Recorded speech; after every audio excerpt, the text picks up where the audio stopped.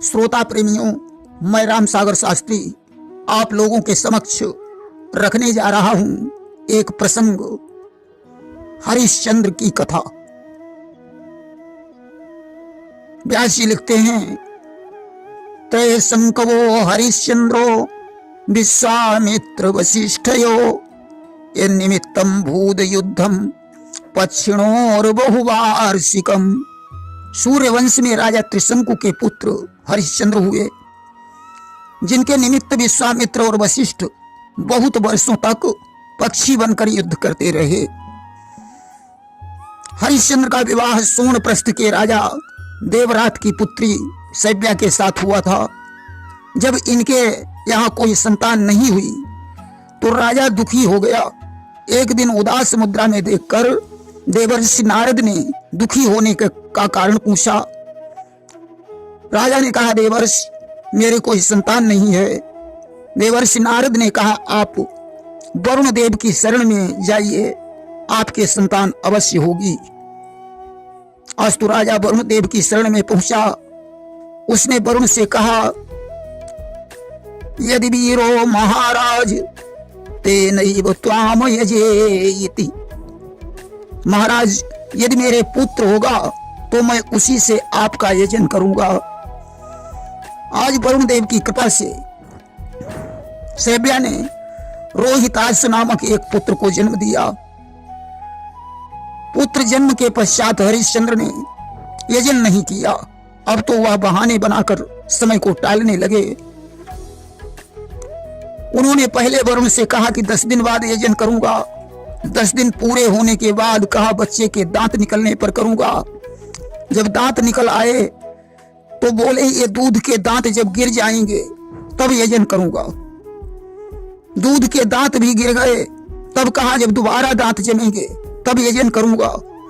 जब दोबारा दांत जम आए तब उन्होंने वरुण देव से कहा, जब बच्चे को कवच धारण कराऊंगा उसी दिन मैं यजन करूंगा।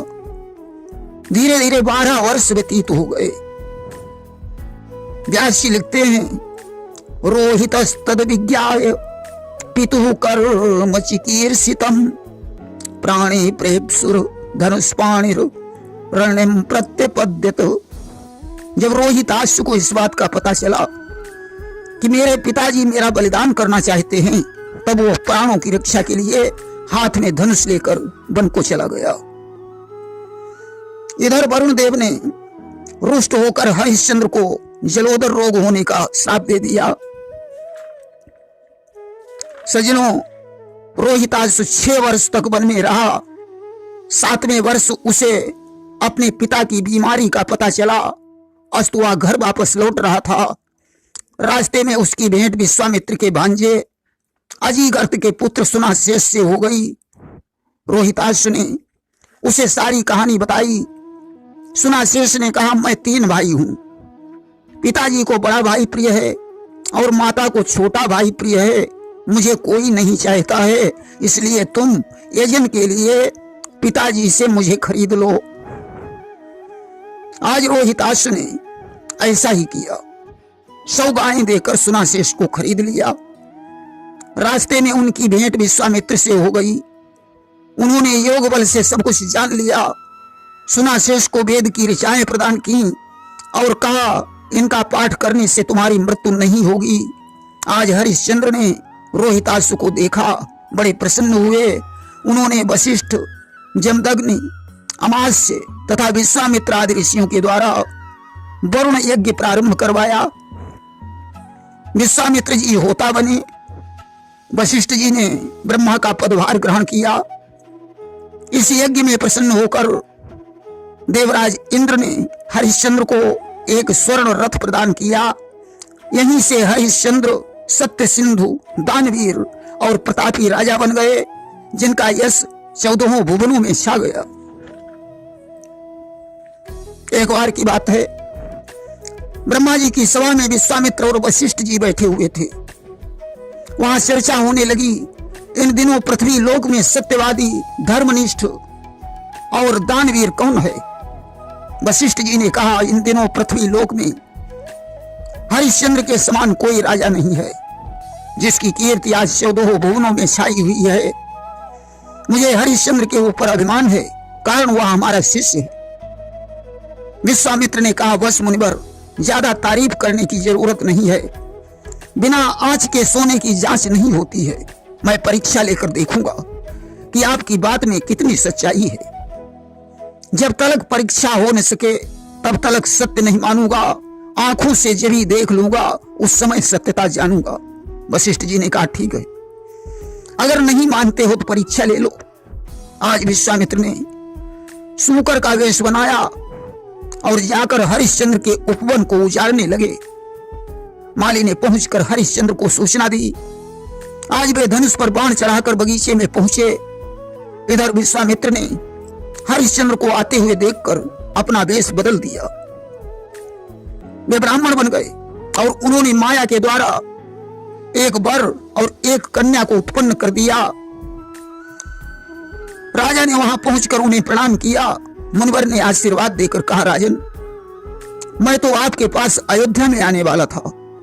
चलो अच्छा हुआ कि आप इस उपवन में ही मिल गए। मैं बड़ा गरीब ब्राह्मण हूं, यह मेरी कन्या है। इस वर के साथ मैं इसका विवाह करना चाहता हूं। मैंने सुना है आप दीन दुखियों की सहायता करने वाले हैं। अब जैसे भी बने इस कन्या के हाथ पीले करवाइए। राजा ने कहा, विप्रदेव, इसके लिए आपको अयोध्या में ही चलना पड़ेगा। विश्वामित्र ने कहा, राजन, इसके लिए सिर्फ संकल्प की जरूरत है। राजा ने कहा, विप्रदेव, यहां तो सिर्फ मेरे पास कुंजी और लगाम है। यदि उससे काम चलता हो तो बेशक संकल्प कर दीजिए। किन्नप बोले, संकल्प क्या कर दूं करुणाधाम, केवल मेरे पास है कुंजी और लगाम। विश्वामित्र ने कहा, हाँ राजन, कुंजी और लगाम से ही काम चल जाएगा। आज कुंजी और लगाम का संकल्प पढ़ दिया। अब विश्वामित्र ने कहा, राजन, संकल्प पढ़ाई में 60 बार सोना और देना होगा। राजा ने कहा, विप्रदेव, अब तो आपको अयोध्या में ही चलना होगा। आज अयोध्या में पहुंचकर राजा ने सेवक को बुलवाकर कहा, विप्रदेव को 60 बार सोना दे दो। विश्वामित्र मुस्कुराकर कहने लगे, राजन, होश को ठिकाने करो कि यह राजकोष सेना शासन कुंजी लगाम पर निर्भर है। यह जनता मेरी जनता है, यह नौकर मेरा नौकर है। यह नौकर अब तुम्हारा नौकर नहीं, मेरा नौकर है। यह खजाना तुम्हारा नहीं बल्कि मेरा है। दे चुका दान में हमको लगाम ताली है, तो संपदा सल्तनत कुल हो चुकी हमारी है। अब तो राजा की आंखें खुल गई। हाँ, अब क्या किया जाए? ब्राह्मण की दक्षिणा कैसे अदा करूं? राजा महलों में पहुंचा। रानी सेव्या ने उदास देखकर कारण पूछा। राजा कहने लगा, प्रिय, बहुत बड़ी समस्या है कि क्या कहूं मैं प्रिय, कुछ न जाता कहा। आपदा एक है सिर पे आई हुई, पहले राजा था अब मैं भिखारी हुआ। चिंता इसी है तू दिल में समाई हुई। राजा ने कहा, प्रिय, आज मुझे एक ब्राह्मण ने छल लिया। कुंजी और लगाम का संकल्प करवाया, अभी उसकी दक्षिणा बाकी है। सोच रहा हूं वह दक्षिणा कैसे अदा करूं। रानी ने कहा, नाथ, मैं और पुत्र रोहित तथा आप तीनों प्राणी बिककर विप्रदेव की दक्षिणा अदा कीजिए। आज सलाह करके तीनों प्राणी विश्वामित्र के पास पहुंचे। राजा ने हाथ जोड़कर निवेदन किया, विप्रदेव, कोष पर शेष अधिकार न हो, पर शेष कुंवर अरुरानी हैं। हे महाराज, बेच दो कहीं, हाजिर हम तीनों प्राणी हैं। हम तीनों प्राणियों को बेचकर अपनी दक्षिणा अदा कीजिए। विश्वामित्र ने कहा, राजन, तुम्हें कहां बेचूं? सारी जमीन पर तुम्हारा अधिकार रहा। हरिश्चंद्र ने कहा, विप्रदेव, हमने सुना है काशी शिव के त्रिशूल पर बसी है। बसा रखी अलग दुनिया है शिव त्रिशूल पर काशी, वहीं बेचो करें जहां राज शंकर शंभो कैलाशी। विश्वामित्र ने कहा, राजन यह बात तो ठीक है, काशी में बेच देंगे, परंतु तुम्हारे जैसे आराम बंदों को खरीदेगा कौन? इसलिए अब दक्षिणा की बात ही छोड़ो, मैं ऐसे ही लौट जाता हूं। राजा ने कहा, नहीं विप्रदेव, मैं बिना दक्षिणा के वापस नहीं जाने दूंगा। मैं जिसकी गुलामी करूंगा, मेहनत से करूंगा, राजसी ठाट को भूल जाऊंगा कि बिक जाऊं पुत्र नारी बेचूं, दर दर के धक्के खाऊंगा, मिट जाऊंगा अधिकारों से, पर सत्य स्वधर्म निभाऊंगा। आज तीनों प्राणी राजसी बाना उतारकर काशी में बिकने के लिए चल पड़े। धीरज दे दुजिस के सहित कर भूमि को प्रणाम, तीनों प्राणी हर्षयुत चले काशी का धाम। आज अयोध्या को प्रणाम करके तीनों प्राणी विश्वामित्र के साथ काशी के लिए प्रस्थान करते हैं। कड़ी धूप पड़ रही है, मार्ग में कंकड़ पत्थर कांटे भी पड़ रहे हैं।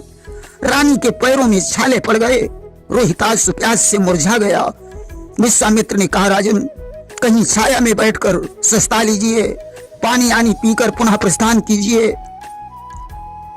राजा ने कहा कि विश्राम शांति सुख शयन मान, ऋणधारी लेख नहीं सकते, पानी पीना तो दूर रहा, पानी को देख नहीं सकते। राजा ने कहा, मुनिवर बिना दक्षिणा चुकाए हम न तो विश्राम करेंगे और न पानी पिएंगे। धीरे धीरे काशी की बाजार में पहुंच गए। तीनों प्राणियों ने शिवधाम काशी को प्रणाम किया। राजा ने आवाज लगाई कि धर्म के नाम पर कोई दास बनाने आए, सत्य के काम में कोई हाथ बटाने आए, दीन के साथ दया भाव दिखाने आए, डूबती नाव को कोई हाथ लगाने आए। तब तक वहां कालू भंगी आ गया। उसने कहा, क्या तुम मरघटिये का काम कर सकते हो? राजा ने कहा, मैं मरघटिये से भी घटिया काम करने के लिए तैयार हूं, बस मुझे 20 भार सोना दे दो। आज कालू भंगी तैयार हो गया। तब तक रानी ने कहा, स्वामी आप पहले बिक जाएंगे तो दक्षिणा अदा कैसे होगा, पहले मुझे बेचो। तब तक एक ब्राह्मण आ गया। उसने रानी और पुत्र को खरीद लिया, 40 भार सोना दिया। अब रानी ने कहा, स्वामी अब तुम अपने को बेचो। हरिश्चंद्र ने 20 भार सोने में कालू के हाथ स्वयं को बेच दिया। मुनिवर को 60 भार सोना प्रदान किया। रानी और पुत्र ब्राह्मण के साथ चले गए। हरिश्चंद्र मरघट की रखवाली करने लगे। दोनों को बिछड़ने का बहुत बड़ा दुख रहा कि यहां धर्मधर बन गए मरघट के रखवार, वहां फूल लेने गया रोहित राजकुमार। एक दिन की बात है, रोहिताश्व पूजा के लिए फूल लेने के लिए बगीचे में पहुंचा। वहां उसे सर्प ने डस लिया और उसकी मृत्यु हो गई। अब तो रानी को ज्यों ही उसकी मृत्यु की सूचना मिली, पछाड़े खा खा कर रोने लगी। पुत्र को छाती से लगाया, आधी साड़ी फाड़कर उसने पुत्र की लाश को लपेटा और मरघट पर पहुंची। ज्यों चिता बनाकर तैयार की, तब तक कांधे पर लठ रखे हुए हरिश्चंद्र जी आ गए। उन्होंने कहा कि देवी लक्ष्मी दे प्रथम इस मसान का दान, पीछे करने पाएगी अग्निदाह संधान। हरिश्चंद्र ने कहा, देवी पहले मरघट का कर दीजिए, इसके बाद आप चिता जला सकती हैं। सैब्या ने आंखों में आंसू भरकर कहा कि मांगो कर इधर न आंखें कर लो छाती पहले पत्थर, पर सोच समझ कर कहो नाथ क्या रखा है दुखियारी पर। उसने कहा, नाथ बड़ी कठोर परीक्षा है, अब मैं अपनी लज्जा को कैसे बचाऊं? आधी साड़ी फाड़कर मैंने पुत्र की लाश को ढक दिया, अब चौथाई साड़ी से मेरा बदन कैसे ढक पाएगा। हरिश्चंद्र ने कहा, देवी कुछ भी हो, ये अंतिम लज्जा तो बचानी ही होगी। आज रानी ने ज्यों आधी साड़ी में से आधी साड़ी फाड़नी चाहिए, भगवान विष्णुदेव प्रकट हो गए। मरघट का दृश्य ही बदल गया, मरघट उद्यान स्वरूप बन गया, रोहितासुर जीवित हो गया। आकाश में दुंदुभियां बजने लगी कि ओ ब्राह्मण बेसी गाभिनंद जयकारे आज लगाते हैं, चांडाल वेशधारी यमपति धर्म का रूप दिखलाते हैं। विप्रदेव विश्वामित्र बन गए, चांडाल धर्मराज बनकर प्रकट हो गए। आज हरिश्चंद्र सैव्या और पुत्र के सहित विष्णुदेव के चरणों पर गिर गए। भगवान ने कहा, हरिश्चंद्र तुम्हारे जैसे दानी संसार में अधिक नहीं हो सकते हैं कि चलिए विमान तैयार खड़ा, सुरपुर का राज करो राजन, सुकुमार सलोने रोहित को भारत का ताज धरो राजन। राजन, रोहितासु को राज समर्पित करके तुम विमान पर बैठकर स्वर्गलोक को चलो। आज राजा और रानी दोनों विमान पर बैठकर स्वर्ग को चले गए। इधर रोहितासु अयोध्या का राज्य करने लगे। इसीलिए कहा गया है कि जिसको धरा धरे रहे वो धारणा धरो, रह जाए नाम लोक में उस नाम को मरो। करनी का करण रूप हो वो करनिया करो, डरना है अगर आपको तो पाप से डरो। प्रेम से बोलिए वृंदावन बिहारी लाल की जय।